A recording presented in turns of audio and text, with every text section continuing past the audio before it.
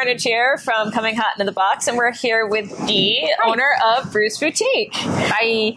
And today Dee is going to talk to us about wheels, which I am really excited about this segment. This is the wheel deal about wheels. Yes. Oh, yes. So tell me about the wheels. Okay, so there are so many types of wheels, you know, that you have for skating. This is like a small section of our wheel sections here. And there's just, it can be overwhelming. So wheels, I'll demystify for you. They come in a variety of ranges of hardness and softness. So the lower that you see on the durometer scale, that's the softer it's going to be. So if you have a little number on your wheel that says 78A, that's the lowest on the durometer scale. So that's going to be something really soft and squishy like an outdoor wheel. If you have something that's really high on the durometer scale, like these are 103, they're going to be really hard. So it's going to be like skating on ice. So it's meant to slide around.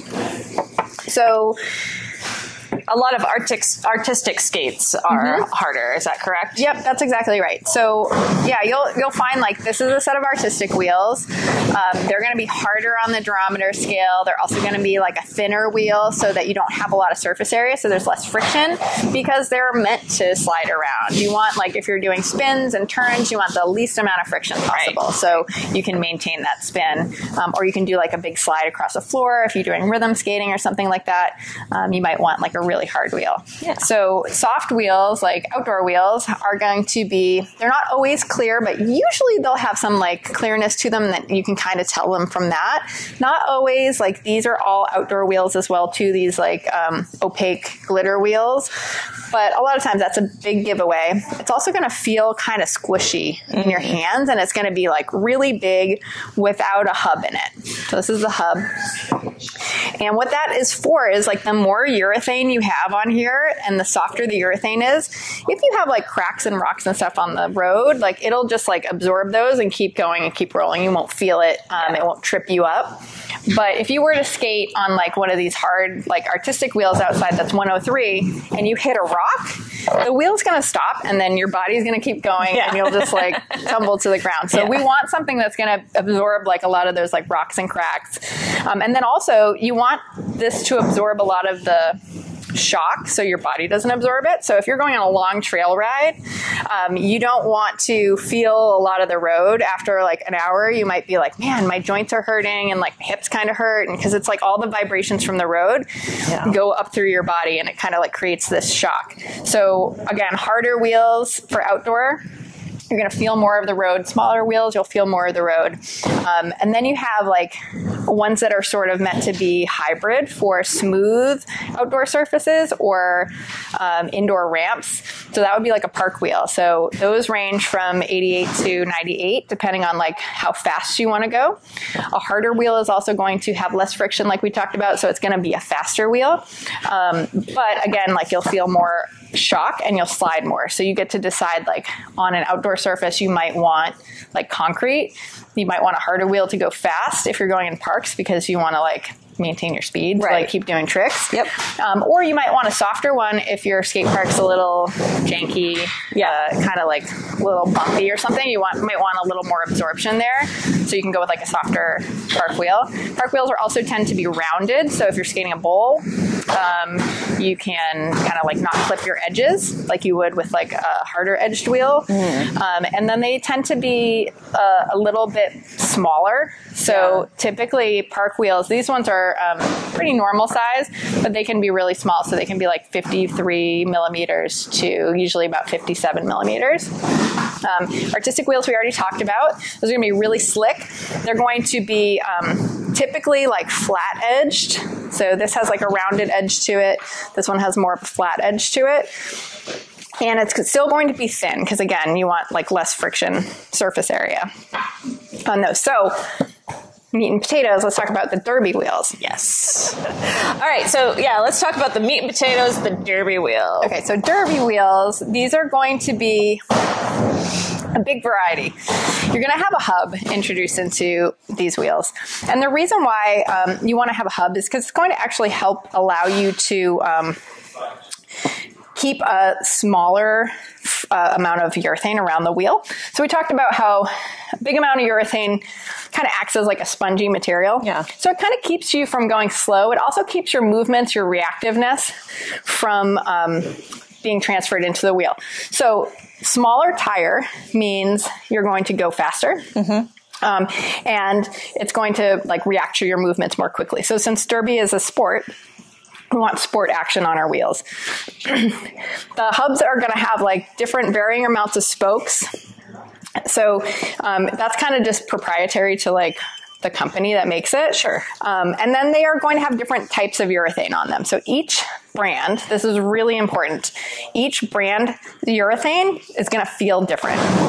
So if you say, I skate on 92s, that means that we can get close to what you're skating on. Like we can guess out of like all of these brands that make a 92 wheel, but they're all going to feel different. Okay. So based on the urethane, there's different types of urethane. There's proprietary like formulas of urethane. And then based on how much like hub there is, hub to wheel ratio is what we call it. Nerdy sounding. But it means like how much hub is there and how much urethane is there. And the more you have, the more it's going to grip. And the less you have, the more it's going to slide. And the faster it will feel. So, again, like with all of these different types of wheels that we have, there's a lot of different like shapes and, sizes to the wheel that are derby. Some will be thicker. Some people like a wider derby wheel. It's more stable. The most popular derby size is 38. So that's going to be like the halos, or like a lot of the other wheels are that size. And then you have diameter. So you have 62, 59 for derby. A bigger wheel, a 62 wheel, is going to be, it's going to be keep your top speed longer, so you'll get up to speed and you'll have to like do less to stay that fast. Okay, interesting. A shorter wheel is going to get up to speed faster. So think about how derby is played now, where there's a lot of starting and stopping. So a lot of people prefer the 57 millimeter wheel. 59 millimeter wheel, because they like to speed up and slow down. So, and jammers too. So it used to be like, well, jammers wear 62 millimeter wheels because they're the fast ones. So they need their top speed. And blockers need 59 millimeter wheels because they start and stop. But now it's like both are stopping and starting. And like, a jammer, if they see a hole, they need to like get up to speed and get through it. Right. And a blocker, if they see a jammer coming really fast, they need to get up to that jammer speed and then slow them down really fast. So most people will prefer this 59. There are also, for derby, there's all these technologies coming out. Let's talk about the halos. So we talked about how the hub to urethane ratio, smaller, is going to make it faster and slicker. They created this thing where they were like, well, not everybody wants a slick wheel for derby. So they created this design where they took the hub and they made it dip and indent in the inside, right? Okay. So you have this like thin hub that is going to be slippery on the outside, and then you have a thicker wheel on the inside. So it's going to be grippier right here, so that you can like slide into your, plow stops or like hockey stops. Yep. And then it will grip.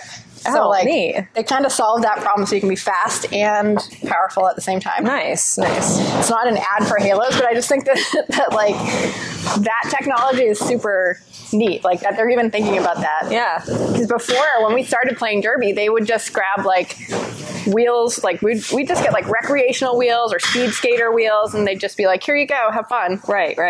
And now they're starting to develop like technologies for roller derby specifically, which is awesome. Which, thank God. So another thing that you can upgrade on your derby wheels is you can get aluminum hubs. And a lot of people are like, are they worth the extra money because they're more expensive? Yeah. What happens here is every time you are pushing off on your nylon hub, you can't see it, but it is technically like flexing underneath you, and it's just stealing a little bit of your energy. So you really want all of your power to go from your stride, you're pushing off, to go into your skate, through your plate, into your wheels to turn your wheel. So if any part on your plate or any part on your skate, the plate, the wheels, anything like that is absorbing you'll find that it actually like takes more energy to speed up and slow down. Yeah. So, with the aluminum hubs and aluminum plates, even though they're a little heavier, they actually transfer your power better. So you have to expend less energy to get the same amount of like power in your skating. So a lot of times people will spend the money and they'll get bouting wheels that are aluminum hubbed, and then they'll like practice on the less expensive ones that they can kind of trash throughout the season. Yeah. But that's kind of like the demystified of it. Yeah. They are heavier. So I don't know if you like want to like, it's ounces.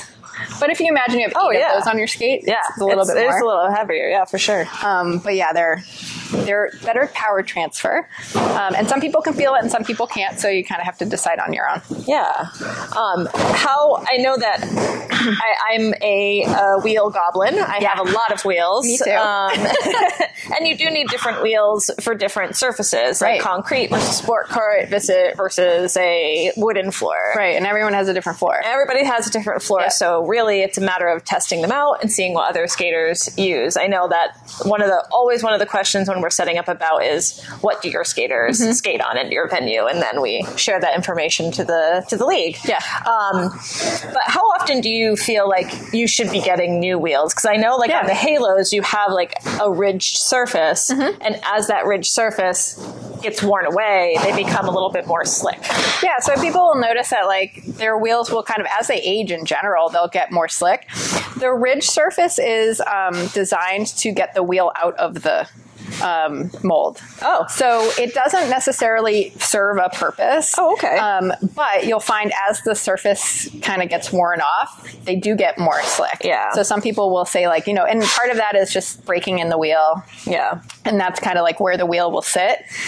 So you don't necessarily have to get them regrooved, but you can. Sometimes if they're old, or if you leave them in your car, or if they get, particularly hot just from skating, like skating creates friction, they get hot, the wheel can harden a little bit. So regrooving them, if someone ever talks about that, can kind of take away that first surface that's been getting like hardened. Yep.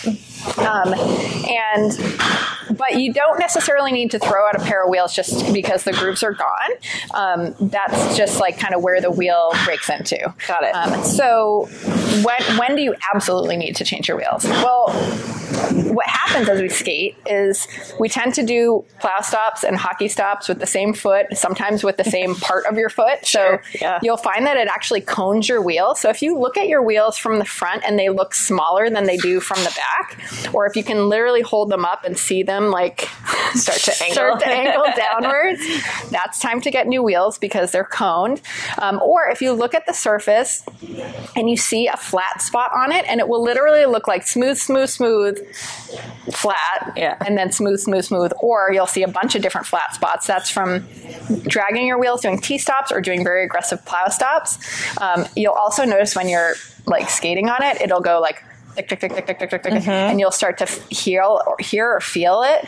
That means there's a flat spot on it. So that's a good time to change your wheels too, if it's annoying to you. Yeah. Most people it's not. Just keep skating on it. But anytime the shape, if it turns into shapes. If it's not round completely, probably time. Or if you've taken some time off from skating and you're like, I'm coming back after 3 years, my skates have been sitting in my car or in like a closet that's not temperature controlled, or my wheels just feel off to me, then it's probably time for new ones.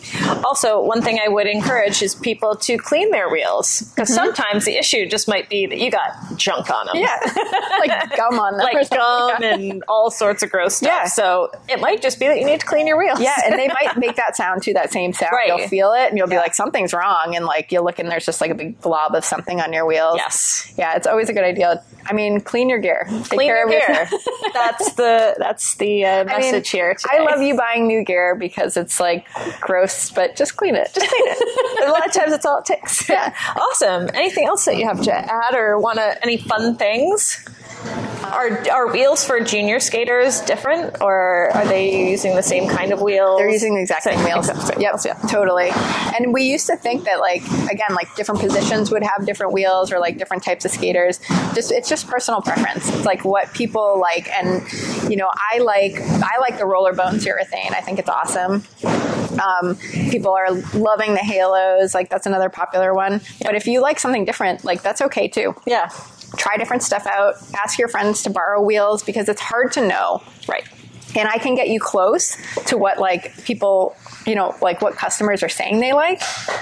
But it's all personal preference. So you may like a harder wheel. I might like a softer wheel. Right. And different body types also need different wheels. I mean, we really didn't talk about that too much.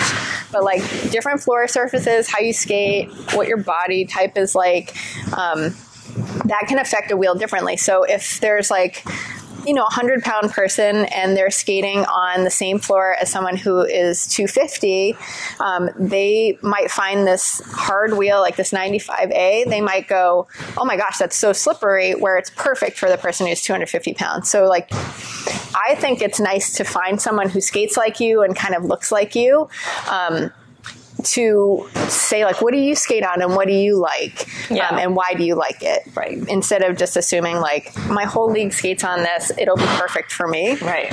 And then the floor surface matters too. So if you're on, let's say you're on a polished concrete floor that's dirty versus a polished concrete floor that is been coated with something. Right. That'll make a difference too. So like the dirty floor will be much more slipperier if there's like dust on it than like something that has like a coating on it. Or painted floors feel different than wood floors or something. Or sport court can be all over the place. So your sport court might be slippery, mine might be sticky, and it's like there's no way to really know unless you skate on it. So to combat a sticky floor, you would want a harder wheel. And to combat a slippery floor, you'd want a softer wheel. Right. And I know a lot of skaters, especially if they're bouting or have a tournament, they'll bring many different hardness wheels for sure. And sometimes different brands, because as you said, different brands might feel better to you on different floors. It's really a matter of personal. Totally. And so if you get a wheel and you're like, this is too slick for this floor, keep it anyway. Oh, yeah. Keep it in your wheel arsenal, because if you go to another floor, you're going to be like, I need something a little stickier or a little more slippery. And then you have a couple wheels to choose from. Some people will even mix and match on their skate. So they'll put like sticky on the inside, hard on the outside. Yep. I'm not going to probably like get into that part of it today, because that's like way in the weeds. But we're always happy to like talk people through it too, like on the phone and stuff like that, because we love talking about it. I mean, this is what you do. The best job. Yeah. We just have to talk about skating all day. So awesome. Excellent. Well, thank you so much for your information, Dee. I appreciate it. Pleasure. All right. Excellent. All right. Thanks for joining us. This is another cool episode from Coming Hot in the Box. Bye.